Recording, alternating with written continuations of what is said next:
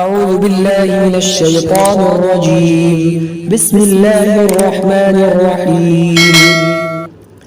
مثل الذين ينفقون أموالهم في سبيل الله كمثل حبة أنبتت سبع سنابل في كل سنبلة 100 حبة والله يضاعف لمن يشاء والله واسع عليم.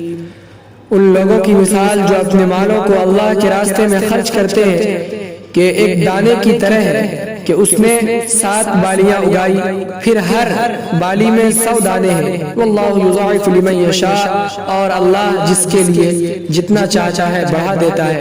واللہ واسع علیم، اللہ بڑا ہی وسعت والا خوب جاننے والا ہے.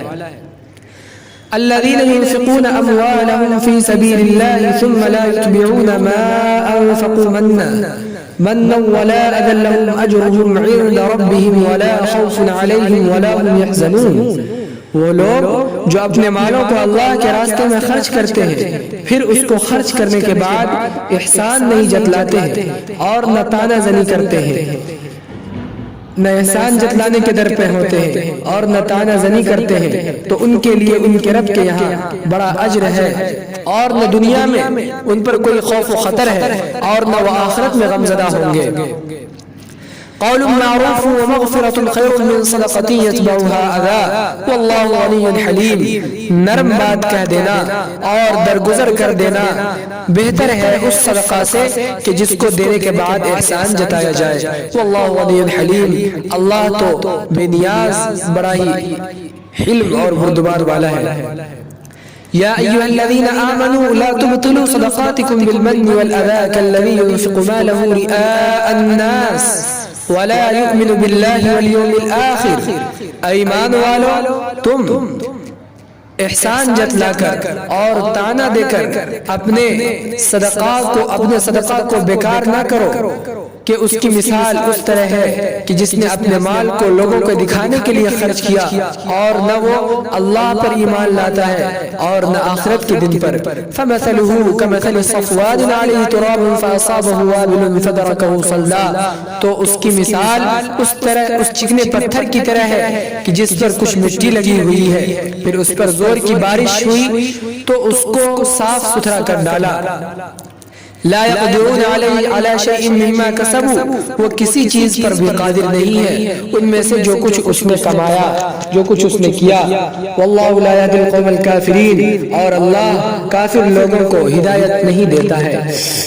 ومثل الذين ينفقون أموالهم ابتغاء مرضات الله وتثبيتا من أنفسهم كمثل جنة بربوة أصابها وابل فآتت أكلها ضعفين فإن لم يصبها وابل فطل والله بما تعملون بصير.